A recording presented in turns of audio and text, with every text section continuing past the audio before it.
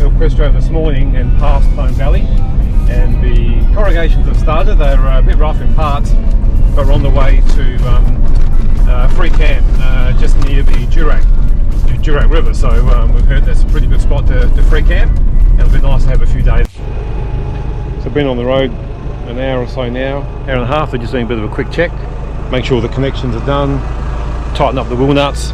A bit of a look around inside the van. So I've got the caravan going, which is good, so it's keeping all the dust out. We haven't seen any real sign of dust, and we've actually taped up some things here just to stop that. Oven door, fridge door, you can see it's all taped up as well, just to make sure that nothing really moves. Well, we're right on the Durack here, camping on a roadside. This is the Gibb River Road. We did 4.5 hours today, and it took we did 100 kilometres. It was really rough. There were some spots which exceeded expectations, were better, but in the majority, really rough. There's the crossing of the Durack we have to do tomorrow, but this little campsite here is quite unbelievable. As we are close to the road, but we've got a little fire that we'll do later on, and there is the Durack down there. So we might even do a little bit of barra fishing tomorrow morning.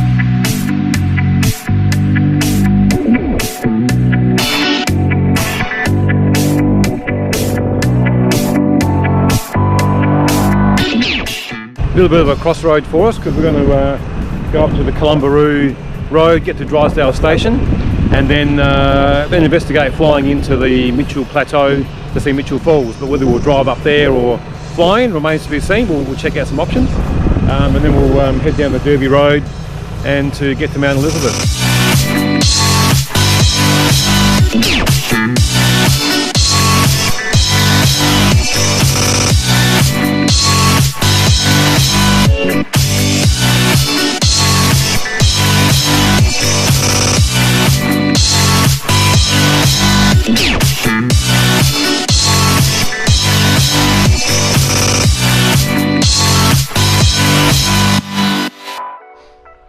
So we're just at Drysdale Station, and we just drove a short distance down the road and found this spot called Miners Pools, which is a pretty amazing little swimming hole here.